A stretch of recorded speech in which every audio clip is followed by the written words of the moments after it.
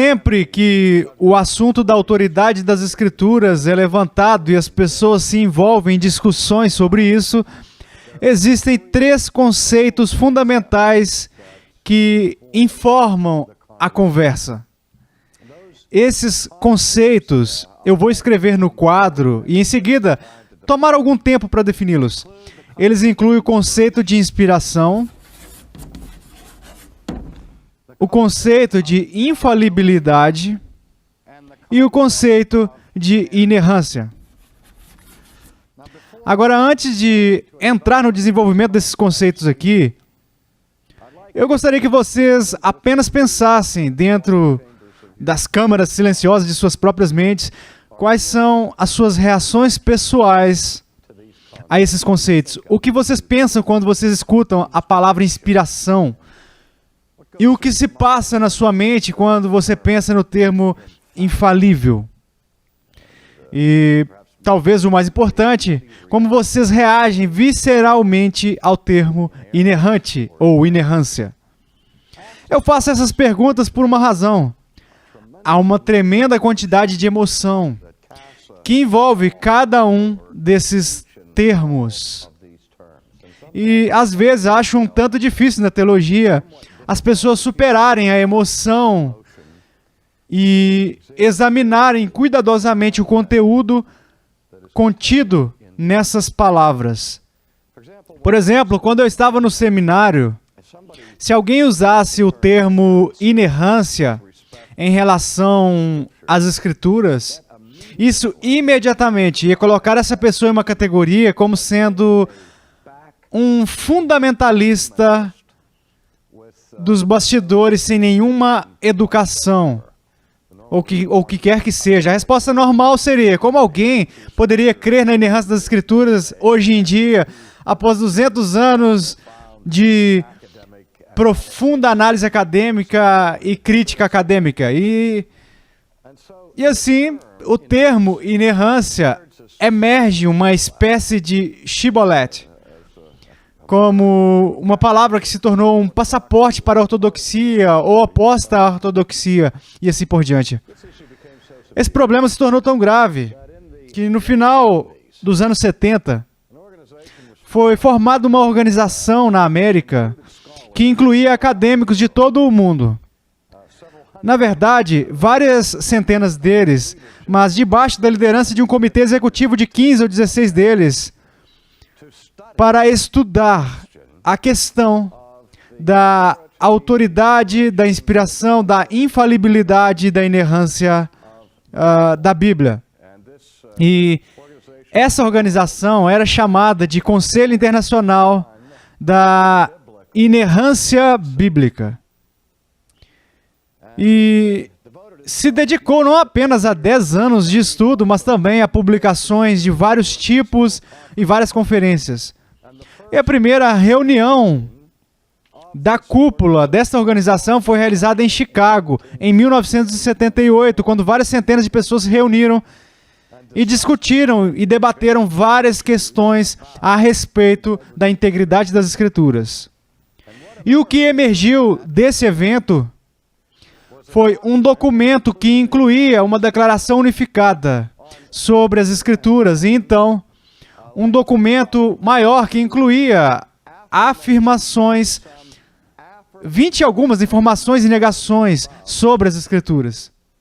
Ou seja, definições cuidadosas dizendo: afirmamos que a Bíblia é isto, isso, isso e isso. Negamos que seja isso, isso, isso e isso. Para que ficasse o mais claro possível o que se dizia a respeito do assunto. Me pediram para escrever um comentário para o evento do ICBI sobre aquele documento de afirmações e negações, e de uma maneira breve, para que o leigo pudesse ter isso e ler e ser educado e informado a respeito de algumas dessas questões muito sutis sobre a Sagrada Escritura. Nós temos esses aqui sempre disponíveis, chamados Explicando a Inerrância, um comentário de R.C. Sproul com o prefácio do Dr. Roger Nicole. Temos essas informações disponíveis, no nosso Ministério Ligonier. Acho que custa $2 ou algo assim, mas em qualquer caso, se você quiser, teremos o maior prazer de te enviar. Eu recomendo isso para as pessoas que estão tentando se aprofundar nos meandros deste debate. Porque, de novo, ao examinarmos esse termo inerrância e como ele tem sido usado na história da igreja, está muito longe desse termo negativo que eu tinha ouvido ser usado de maneira vaga e sarcástica quando eu estava no seminário, mas irei para isso em um momento. Vejamos então esses 3 conceitos de inspiração, infalibilidade e inerrância. Como eu mencionei anteriormente na nossa última lição, quando Paulo diz em 2 Timóteo que toda a Escritura é inspirada por Deus, essa é a tradução para o português, eu mencionei que a palavra que ele usou ali deveria ser traduzida como inspiração ao invés de inspiração, porque está chamando a atenção para a origem do conteúdo da Escritura, não para os meios ou os métodos pelos quais Deus dotou, governou ou capacitou os autores humanos para se tornarem os instrumentos ou os agentes da sua revelação divina. Mas é a isso que a palavra inspiração se refere. Na teologia, o termo inspiração não se refere simplesmente a alguém que é extraordinariamente talentoso, ou perspicaz, ou que tem um determinado carisma envolvente, onde nós podemos ouvir um trompetista tocar um riff de 3 frases no jazz, e quando ele termina nós vamos dizer, uau, foi uma atuação inspirada. Nós não queremos dizer com isso que o Deus Todo-Poderoso o capacitou de alguma maneira sobrenatural para tocar trombeta, embora possamos nos perguntar a respeito disso com pessoas como Dizzy Gillespie e assim por diante. Mas não foi isso que se quis dizer com um ator inspirado, um jogador de futebol inspirado, ou alguém que faz ou tem uma atuação inspirada sobre algo. Quando falamos sobre inspiração na teologia, estamos falando a respeito de uma atividade que ocorre por intermédio da ajuda divina e sobrenatural. Ou o termo que nós usamos é superintendente, por meio do qual o autor humano é habilitado a ser um meio para que a palavra de Deus seja apresentada. Isso é o que nós queremos dizer com inspiração. Agora, na teologia cristã clássica, a igreja não definiu em detalhes exatamente como essa inspiração ocorre, ou o que chamaríamos do modo da inspiração. E há um mundo de mal-entendidos sobre isso. Algumas pessoas, quando escutam essa palavra, inspiração, ou verbalizam inspiração, vindo da Bíblia, o que imediatamente vem à mente deles é a ideia de que os autores humanos, ao iniciarem a tarefa de escrever o Evangelho de Lucas, ou de João, ou o que quer que seja, que eles eram autômatos virtuais, que a pena deles foi apreendida sobrenaturalmente pelo Espírito Santo de tal maneira que contornou, apagou, esmagou completamente qualquer parte da humanidade daqueles escritores, para que a pena deles funcionasse como um tabuleiro, ou Ouija, ou como o que nós chamaríamos de uma espécie de escrita automática, ou onde a humanidade do autor humano fosse tão esvaziada nesse processo que o autor se tornaria virtualmente uma máquina nas mãos de Deus. Tal visão da inspiração é chamada, portanto, de visão mecânica da inspiração, significando que o autor humano é reduzido ao status de uma máquina. Agora, eu não sei quantas vezes já ouvi pessoas me dizerem, não acredito em inspiração verbal na visão ortodoxa, porque não acredito que Deus reduziu as pessoas a fantoches e as fez máquinas. E às vezes fico impaciente, tenho vontade de dizer, você já leu qualquer coisa na história da literatura cristã sobre este ponto? Porque durante séculos esses teólogos cristãos que articularam a visão da inspiração verbal foram super cuidadosos em apontar que o que eles certamente não queriam dizer com superintendência divina era inspiração mecânica. Outra teoria rejeitada pela ortodoxia com respeito à inspiração verbal é a chamada teoria do ditado. Novamente, se você ouvir o termo inspiração, talvez você esteja pensando que o que a inspiração significa ou o que ela sugere para você é que, enquanto Lucas estava na sua mesa escrevendo no pergaminho, preparando o rolo do seu livro, Deus estava ditando o que ele deveria fazer e escrever em seu ouvido. Da mesma maneira que poderia pegar o telefone e ligar para o escritório, para a minha secretária e dizer: eu posso pedir para que você anote e envie essa carta? E eu digo a ela o que escrever palavra por palavra, então ela digita e envia. Por cima da minha assinatura, das iniciais dela ali, na verdade, ela é a escritora, mas não é realmente a autora, porque tudo o que ela estava fazendo era registrar o que eu estava ditando. São as minhas palavras na caneta dela.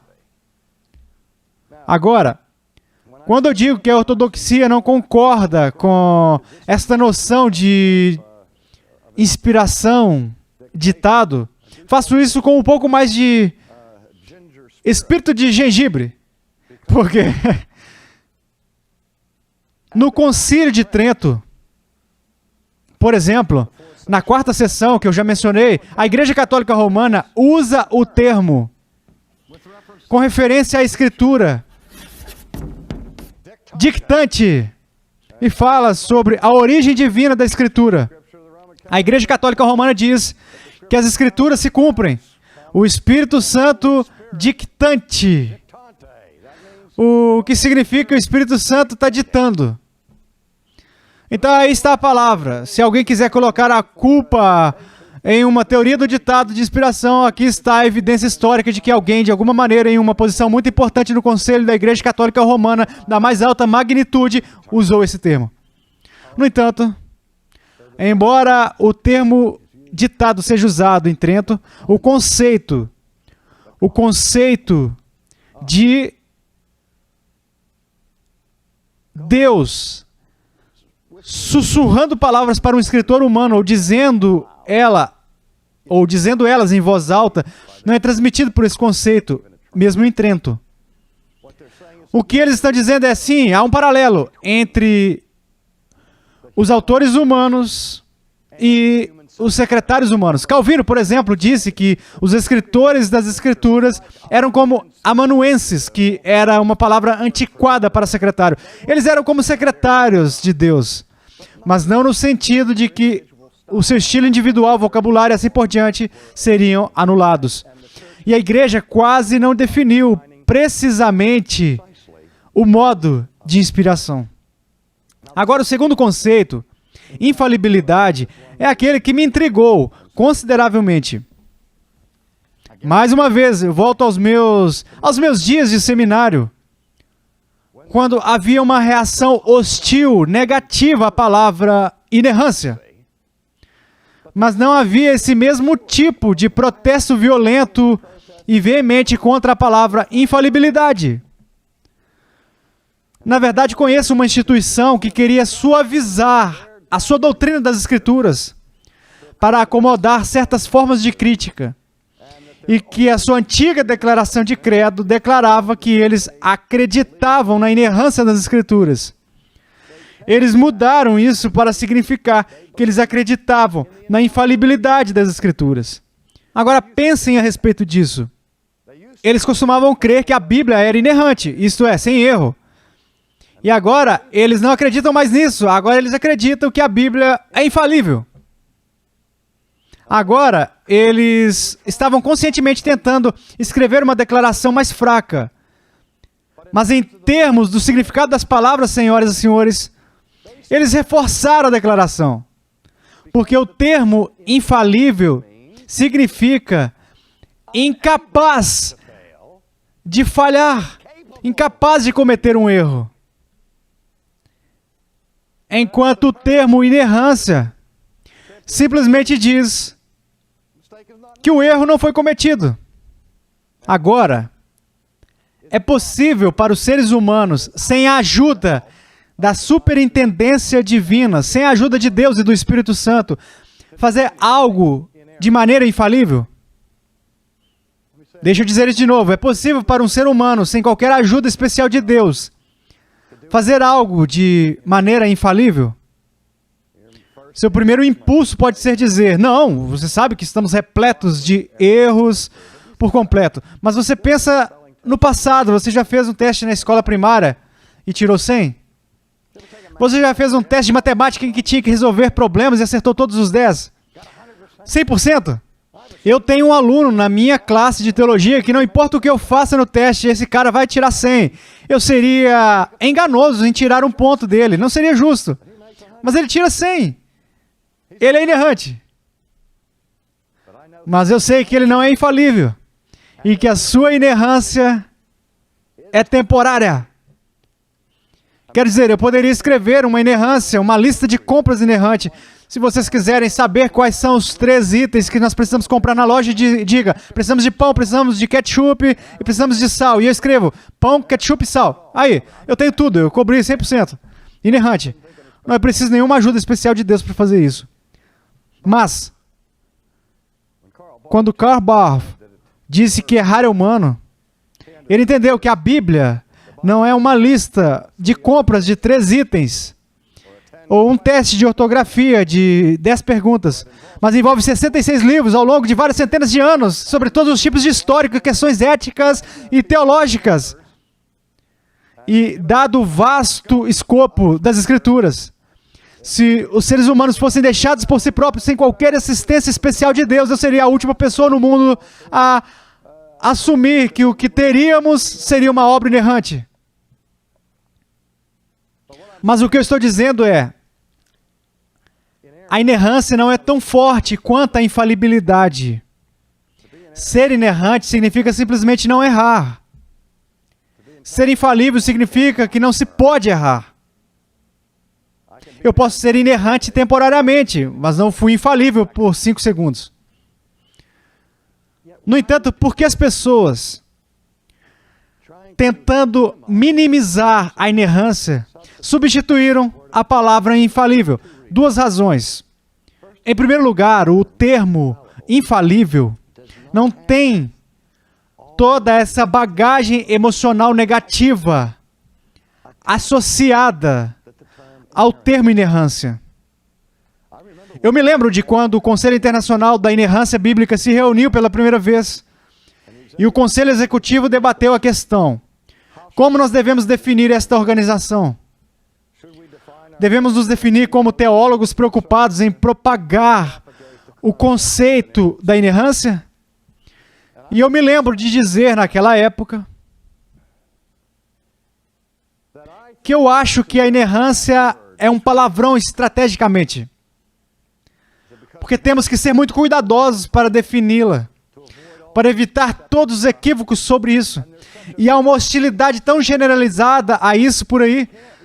Não podemos encontrar uma palavra melhor que as pessoas não vão tropeçar, tanto assim emocionalmente, que nós seremos capazes de transmitir um conceito claro. Porque realmente o que nos preocupa aqui não são conceitos simples como inerrância e infalibilidade. O que nos preocupa é a veracidade das Escrituras.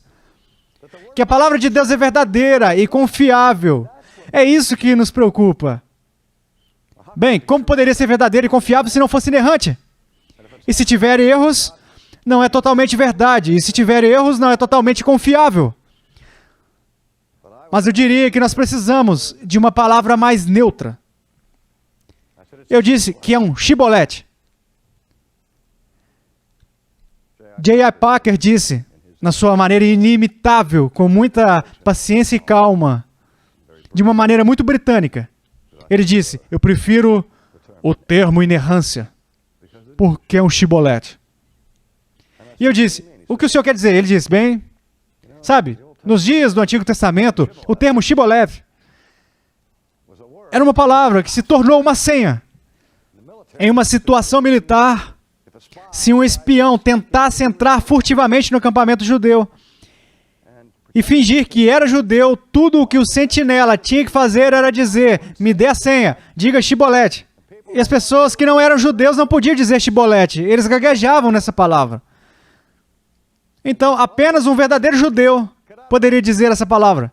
Eu me lembro quando eu morei na Holanda que os holandeses eles fizeram o mesmo tipo de teste de Shibolete durante a Segunda Guerra Mundial para evitar que os alemães se esgueirassem em lugares que não deveriam estar. Eles tinham uma pequena cidade litorânea chamada Scheveningen.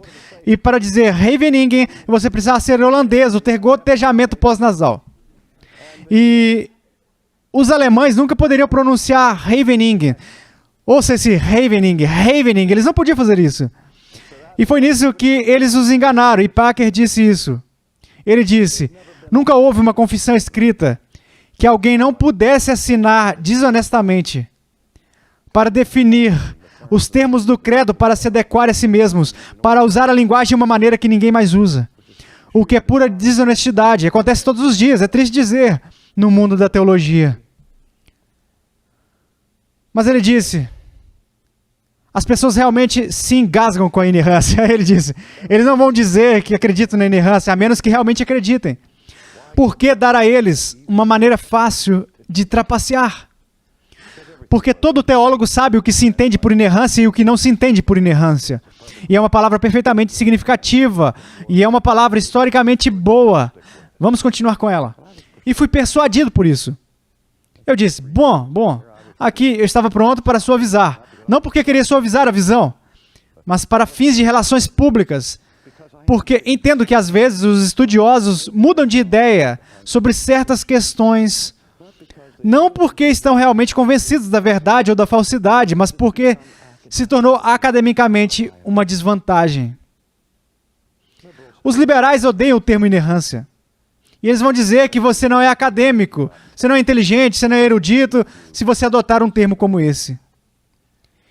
E se você não está seguro da sua bolsa de estudos ou da sua inteligência, talvez se sinta intimidado para negociar. Acho que é uma das razões pelas quais as pessoas mudam de inerrância para infalível. Por quê? Porque embora o termo infalibilidade seja um termo mais forte, na verdade, do que a inerrância, ele não tem esse preconceito anti-intelectual associado. Por quê? Onde ouvimos com mais frequência o conceito de infalível ou infalibilidade? Não na Assembleia Geral da Igreja Presbiteriana na América. Não na pregação dos ministros batistas local. Ninguém, eles nunca afirmam ser infalíveis. O conceito de infalibilidade está historicamente associado ao que a instituição da Igreja Católica Romana faz. Infalibilidade da igreja, infalibilidade do papado, definida em 1870 por Pio IX.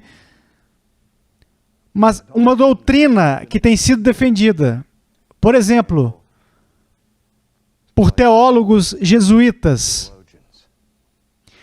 E tudo mais que você pensa sobre teólogos jesuítas e teólogos católicos romanos, não é muito frequente que alguém diga: eles são estúpidos.